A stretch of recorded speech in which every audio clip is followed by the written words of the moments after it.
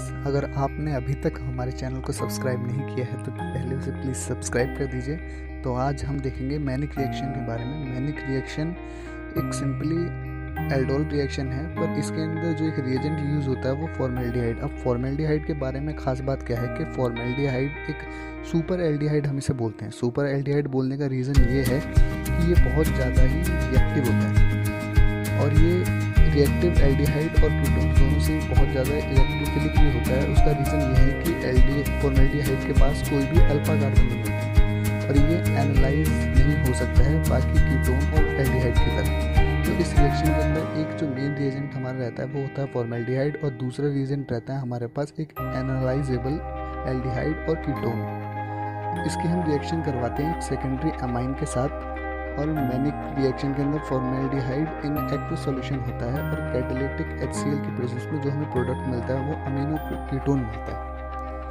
तो इस रिएक्शन की मैकेनिज्म देखेंगे हम लोग आगे। तो मैकेनिज्म इसकी बहुत ही ज़्यादा सिंपल है, ज़्यादा कुछ खास है नहीं। इसके अंदर एक डाइमेथाइल अमाइन है जिसमें नाइट्रोजन के ऊपर लोन पेयर्स होते हैं। अब लोन पेयर कौन से वाले एल्डिहाइड के कार्बन पर जाके अटैच होंगे, फॉर्मेल्डिहाइड वाले कार्बन पे या फिर जो हमने यहाँ पे साइक्लोहेक्सेन लिया है उसके वाले पे।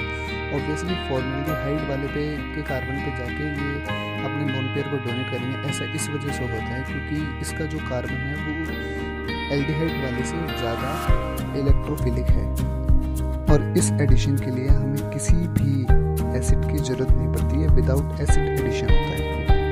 बट रिएक्शन के अगले स्टेप के अंदर हमें एसिड की ज़रूरत होती है क्योंकि अगली जो इसमें स्टेप होता है वो एसिड कैटलाइज डिहाइड्रेशन होता है।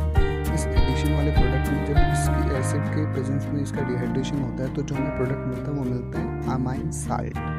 अमाइन साल्ट बहुत ही ज़्यादा स्टेबल होता है।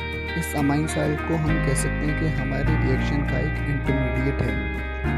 मैकेनिज्म के अगले स्टेप में अमाइन साल्ट साइक्लोहेक्सेन के अल्फा कार्बन के साथ जाके अटैच हो जाता है। तो हम इस रिएक्शन के अंदर ये देखते हैं कि product is not actually an aldol product at all. If you wanted the aldol product the manic reaction would be a little useful. तो हम इस रिएक्शन का यूज किस लिए करते हैं? हम इस रिएक्शन का मेन यूज करते हैं अमीनो कीटोन्स बनाने के लिए और एनोन्स बनाने के लिए। The most reliable method for making the anones is to alkylate the amine product of the manic reaction with methyl iodide and then treat the ammonia salt with base.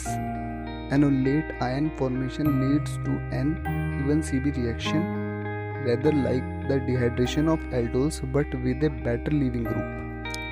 तो इस reaction में जो इवन CB एलिमिनेशन के बाद जो हमें एनोन मिला है, इस टाइप के एनोन्स को एक्सोमिथाइलिन कंपाउंड्स बोलते हैं क्योंकि इसके डबल बॉन्ड के दूसरी साइड में 2 हाइड्रोजन एटम्स होते हैं and they are very reactive and can not easily be made और stored and the solution is to make the manic product, store that and then to alkylate and eliminate only when the anion is needed.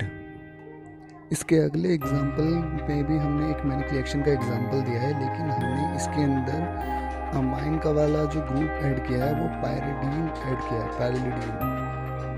तो इसके अंदर जो हमें product मिला है वो same product मिला है जो हमें लास्ट रिएक्शन के अंदर मिला था। Thank you, that's all for today. Thank you.